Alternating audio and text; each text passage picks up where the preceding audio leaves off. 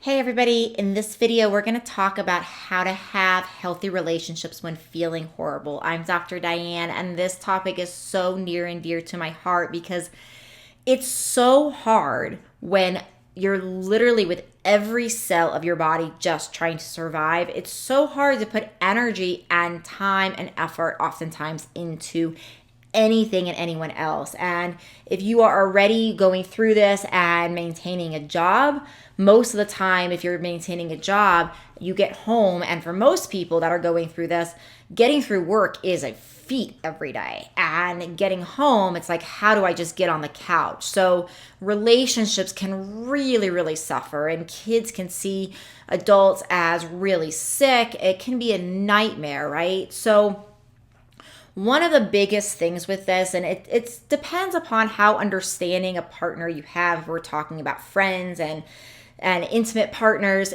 There's some level of dependency on the level of understanding. I've seen situations where friends and intimate partners are very, very understanding, very, very supportive. And I've seen situations where loved ones basically don't even believe that something is wrong. And so whether we're in either one of these types of relationships or somewhere on the spectrum, one thing that I've seen true is this sense of how much we can turn towards somebody or away from them. For example, there is this feeling that happens so often with not being able to deal, right? It's already so overwhelming.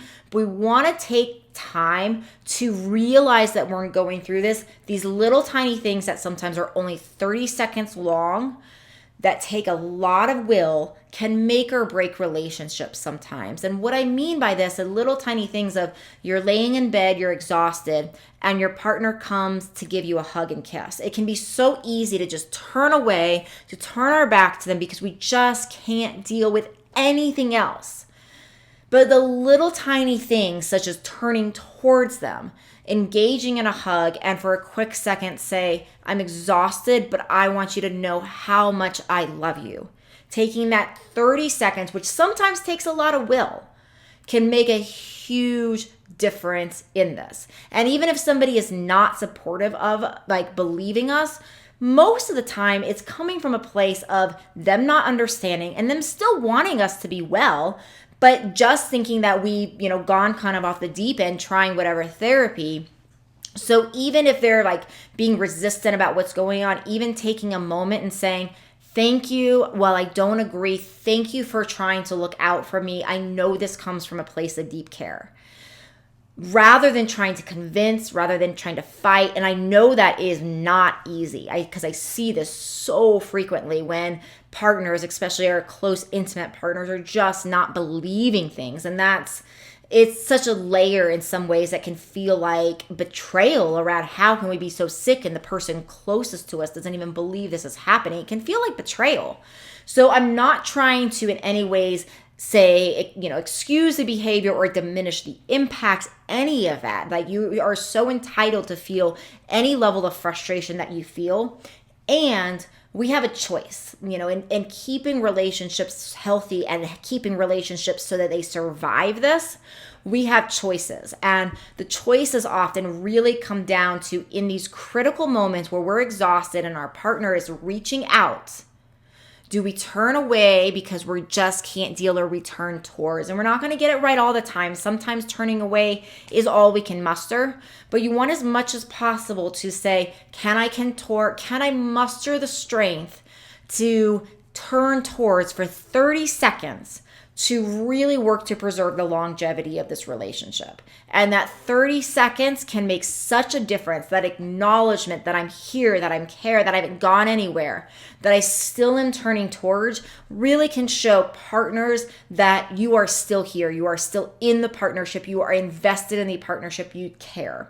And so I really encourage you, if you're feeling horrible and you're in this situation where you just can't deal, to keep finding these 30-second moments where you're turning towards. And the same applies for friendships. I know, so many times where people fall off the ledge and it's like, oh my gosh, I can't even deal. So if you're having a day that's a little bit better, your closest core friends, take a moment to send them a short text and just say, I love you. Thank you for being patient with me. I'm working through this. I haven't forgotten about you.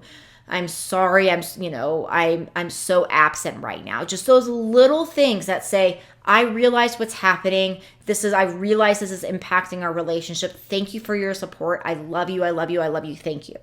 Right? These little tiny things that are just turning towards, that don't take a lot of time, that when we're sick, 30 seconds of turning towards somebody can feel like it takes forever and so much willpower, right? But that can be the difference of maintaining that healthy relationship that you want to be here on the other side for you.